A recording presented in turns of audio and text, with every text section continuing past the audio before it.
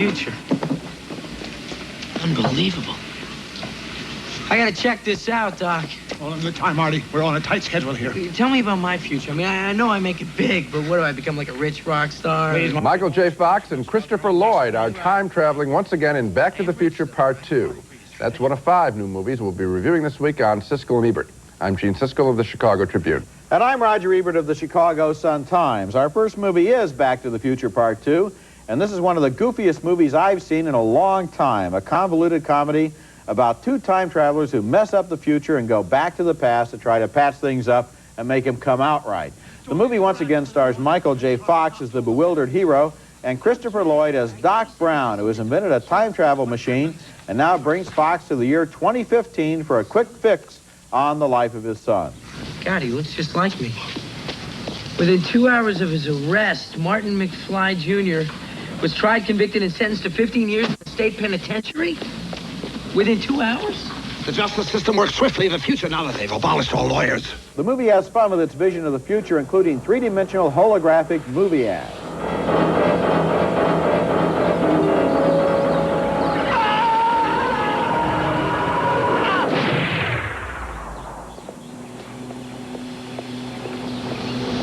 Shark still looks fake. Fox causes lots of trouble when he gets a sports almanac and realizes he can travel back in time and win lots of money on sports bets.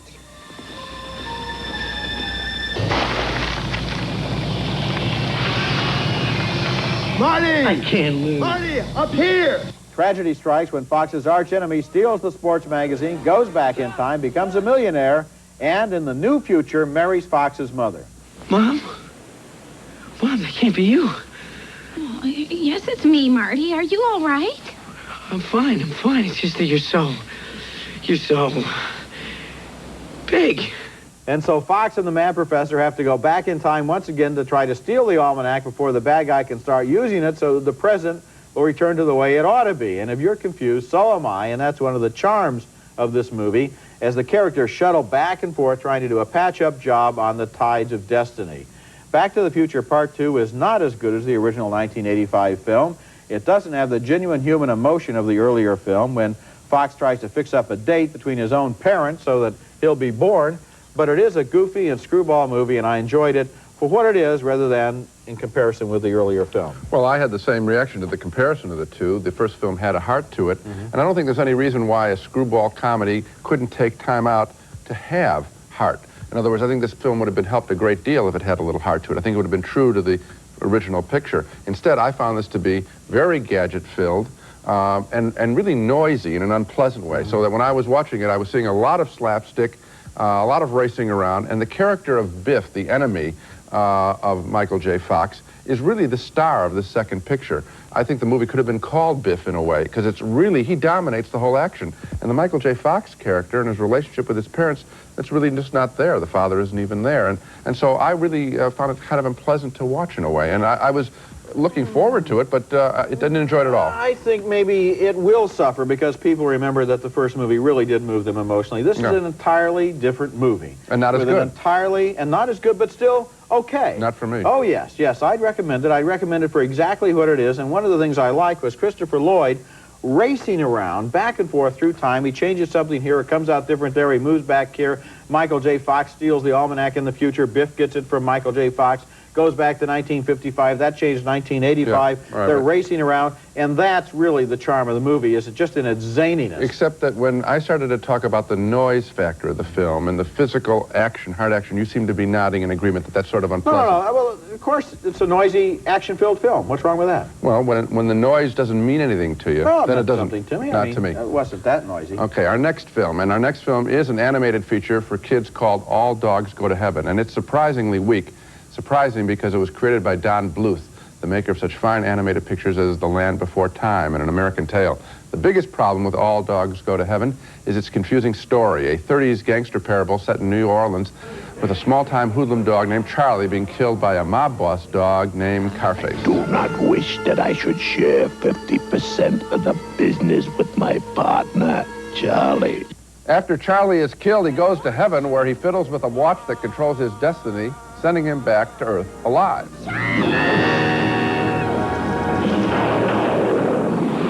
Back on Earth, Charlie has a lot of adventures, including befriending an orphan girl who can predict the winners of horse races. If you're serious about this mommy and daddy business, you're going to need a little dough of your own. You know, new dresses, new shoes. I know about these things. Nobody wants a scrawny little doll in rags. That's Burt Reynolds' voice as Charlie. The story really wanders all over the place, with Charlie dealing with everything from a house full of orphans in the style of Oliver Twist to a big green sea monster that does an Esther Williams water ballet to that little girl who comes straight out of Little Miss Marker. In addition to being confused, I found All Dogs Go to Heaven to be needlessly violent, that the dogs really lacked any kind of fresh personalities, and the drawing of the film wasn't anything special either. So thumbs down for me.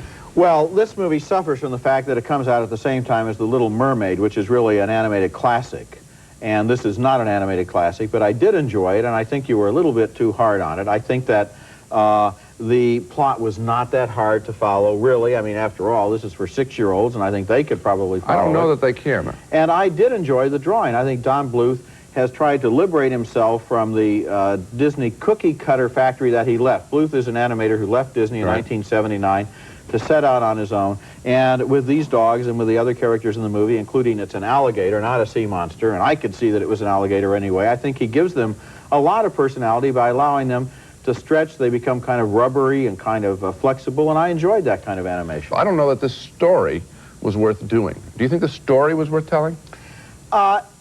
Frequently with animated films, I have a feeling that the story is the last thing they're concerned about. I think they're concerned more with visual sequences and how things can be developed on that basis. But what makes the overall plot is usually the weakest part of many animated films. Okay, but what makes the classic ones classic is that they do have timeless stories, and this certainly doesn't. You do care about them. You don't care as much about this. That's right. When we come back, a 28-year-old British actor who is being called the new Olivier has had the nerve to make his own movie version of one of Olivier's most famous films, Henry V. Where is my gracious Lord of Canterbury? Our next movie is a blood and thunder and surprisingly emotional film version of Shakespeare's Henry V, the play in which young Prince Hal abandons his boozing and wenching with that bad influence Sir John Falstaff and grows into greatness as he leads his nation into battle with France. The movie was adapted and directed by the 28-year-old actor who stars in it, and here he is, Kenneth Branagh, delivering an ultimatum, although his troops are completely outnumbered. For as I am a soldier, if I begin the battery once again, I will not leave the half-achieved half-fleur, till in her ashes she lie buried. This speech by Henry at the dawn of the battle is one of the most famous in Shakespeare and an acid test for anyone who would hope to follow in Olivier's footsteps. For he today that sheds his blood with me shall be my brother. Be he ne'er so vile, this day shall gentle his condition. And gentlemen in England, now abed, shall think themselves accursed they were not here, and hold their manhood's chief, whiles any speaks that fought with us upon St. Crispin's Day. That is Greatness by Kenneth Branagh, and here is the dramatic moment when Henry, bloodied and wearied in battle, finds out if England won or lost. Oh, give us leave, great king, to view the field in safety and dispose of their dead bodies. I tell thee truly, Harold, I know not if the day be ours or no. The day is yours.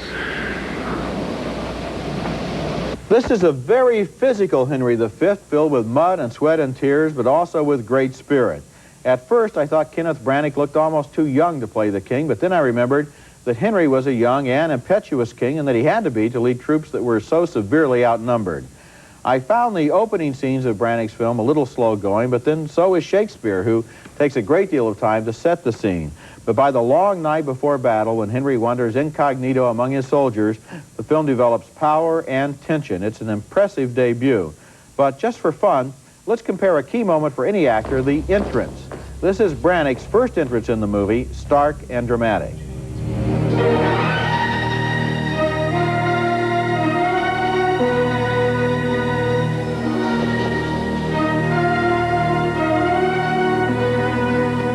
And this is how Sir Laurence Olivier first entered in his 1945 version of the play.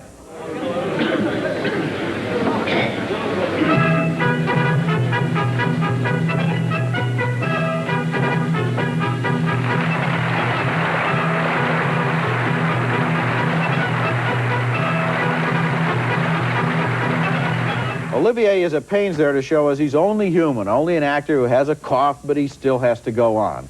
Brannick is more dramatic. His entrance was criticized by some of his colleagues as being immodest, but is Olivier, by craftily acting like a tired old trooper, actually drawing even more attention to himself? Well, of course, Olivier had a whole different purpose in setting up his film that way. He was trying to show the making of the play. I mean, you see the outside of the Globe Theater where the play is taking place, so his movie was about the making of the play, whereas this film is more just getting into the straight play. So there's a whole different approach there, and that's why the two approaches. But I want to say that I thought this was absolutely riveting from beginning to end. I didn't find it slow. I found that the emotional quality of Henry in watching this guy and watching him up close and having Brannick be interesting in a tight shot was very exciting for me. I saw a real leader. I saw somebody growing into the role and getting turned on by battle, and still questioning at the same time. This is a really exciting character, bringing history alive, seeming extremely modern.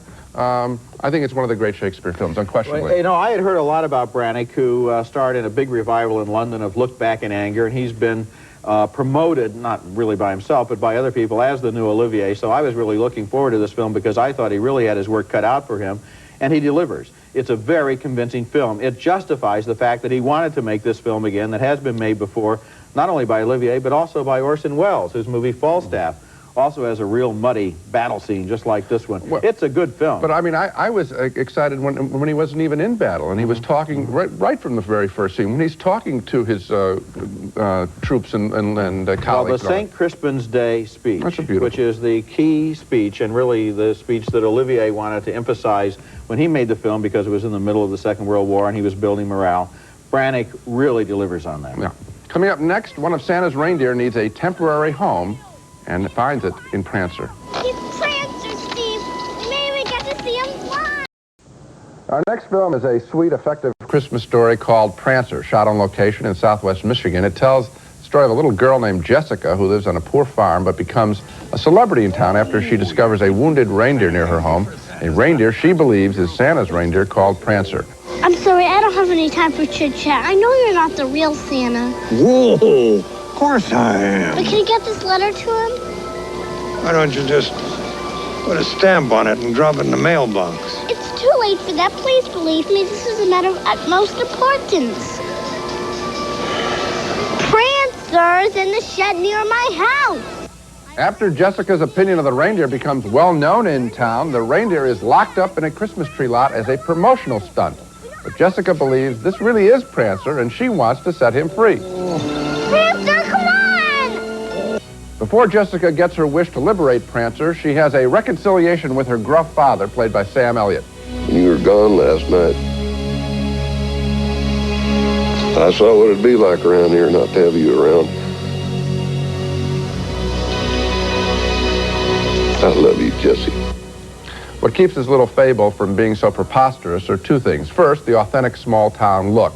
And second, and much more important, the lead performance of Rebecca Harrell as little Jessica. She isn't a dazzling, cute Hollywood kid, and that's just perfect. Rather, her heart is dazzling. This is Rebecca Harrell's first film, and she plays it very, very well. Smart and earnest and convincing.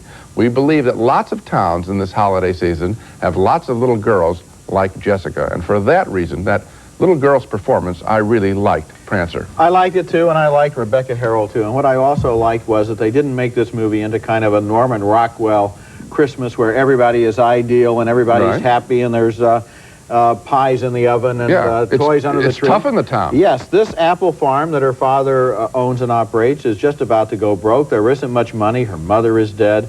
The Christmas may not be too cheerful for her, and yet she doesn't sit around and complain. She gets out there and she's got gumption. She finds this reindeer. She hides it in a shed behind the house. She gets a part-time job to buy oats for it. She knows it's Prancer, and by the end of the movie, we practically believe it's Prancer too, because the reality level of the movie is there. It's not just a fable. Well, that's where you have to credit the director, John Hancock, for shooting it in a nice location and also shooting it kind of dark and not in upbeat. When I think of the picture, you know what I think? I think of her wandering out in the woods, in the backwoods. I mean, that's the dominant image and not the Christmas Carol sweet kind of holiday picture. And it's very, very good on that basis. Christmas always seems to me like a real dark season. You know, it's cold and dark despite all of the images in the movies, and this one gets that. Coming up next, one of the year's most unusual films, Sidewalk Stories, about a New York pavement artist who unexpectedly adopts a little girl.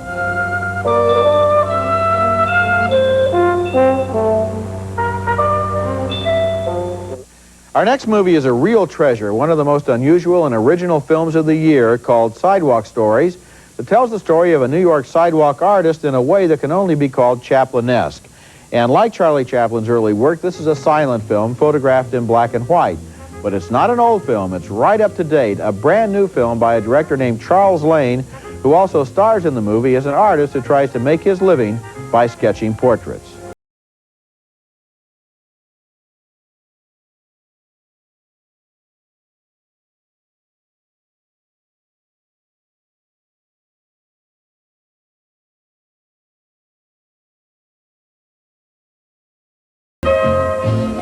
One day, the artist amazingly finds himself in possession of a little girl whose mother has lost her in a street scuffle. The artist doesn't know much about taking care of kids, but this is a kid who can teach him.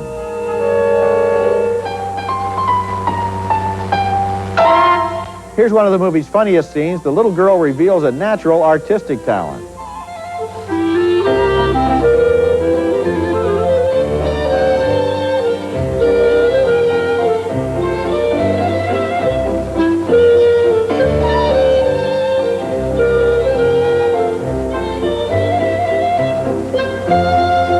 Sidewalk Stories is an amazingly good film, and one of the best things about it is the way Charles Lane is able to keep inventing new situations and sight gags to keep the story fresh. I've seen the movie 2 times, and both times there was a hush in the audience because this silent film was absorbing their attention so much more deeply than some sound films do. Of course, the movie isn't really silent. It has a musical score by Mark Martyr and some sound effects and even a few lines of dialogue at the end, which I thought were not necessary. But basically, Sidewalk Stories is a grand, entertaining return to a great movie tradition. I loved it. I didn't care for it that much, and I was disappointed because I certainly enjoy the enterprise. I mean, I like the idea that someone would take a risk and make a silent film and a black and white film. But my problem is when I see silent and black and white films, and particularly the Chaplin films that this recalls, I think of timeless films, and people who are emblematic of situations. And in this picture, when I was watching it, and possibly because I knew some of the locations that he was shooting in, or felt that I knew him in New York, I thought it was very time-bounded. So I was always jumping back and forth between the very real places and the very real situations of the homeless people that he's shooting, and this artifice of black and white and no sound. But probably 99% of all the silent films ever made were time-bound. I mean, you know, every film until 1927 or 1928 was silent, and so a lot of movies took place in the contemporary world of that time and looked just like the people who were alive then, doing the things they did then, just as this movie does. So that silence really is an artistic choice, and you shouldn't say, well, if it's not universal and not time-bound, then it doesn't work for me. Well, just as a sound film can also take place at a real time and place. So what? I'm just telling you that when I saw the picture, that's what I thought about when I was watching it. I was saying, well, I know he's making a silent movie. While I'm watching this, I know he's making a silent movie. I know he's making a black and white movie. I know he's making all of this. And I'm saying it's a very real situation. And I would have actually preferred, this is, with the story that he particularly told, I would have preferred sound. No. With sound, you would have had a docudrama. It would have been just another docudrama about people who live on the streets and people who get into... There's a lot of fable in this. For example, in the real world, he couldn't really get that child, you know. There would have been an outcry and so forth. So it's a fable, and it needs the quality of silent film to make it into a fable, into a wonderful fable. Well, I didn't think it was so wonderful. Now let's recap the movies we reviewed on this show. A split vote on Back to the Future Part 2. Roger enjoyed its many flip-flops between the past and the future. He votes thumbs up. I found it to be a noisy, gadget-filled exercise, lacking the heart of the original. My thumb is down. Another split vote on the animated feature, All Dogs Go to Heaven. Roger enjoyed it up to a point, he says. I found the story confused and the celebrity voices really annoying. 2 thumbs up, however, for Kenneth Branagh's rendering of Henry V, an exciting, fresh portrait of the king. And 2 more thumbs up for John Hancock's Prancer, the holiday fable featuring a beguiling film debut by Rebecca Harrell. And a split vote on Sidewalk Stories. Roger thinks the silent film is a wonderful fable. I found the silent treatment of the contemporary world to be artificial. And so the 2 we really agree on that are both very, very good are Prancer and Henry V. And I would put in Sidewalk Stories too, Gene, because all movies require the suspension of disbelief. You know it's only a movie, so how come you didn't know this one was only a movie? Oh, because I found, I mean, I'm just repeating myself, but when I saw this really gutsy move to go black and white and go without sound, it made me question whether it was working or not. That's it for this week. Next week, we'll be back to review National Lampoon's Christmas Vacation, starring Chevy Chase in An Ill-Fated Holiday. If I woke up tomorrow with my head sewn to the carpet, I wouldn't be more surprised than I am right now. And Roger and Me, the wicked documentary that declares war on General Motors. That's next week, and until then, the balcony is closed.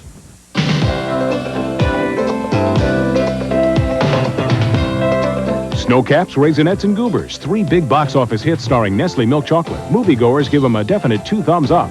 Stetson Cologne, the great masculine scent that's easy to wear and hard for a woman to resist. Stetson fits.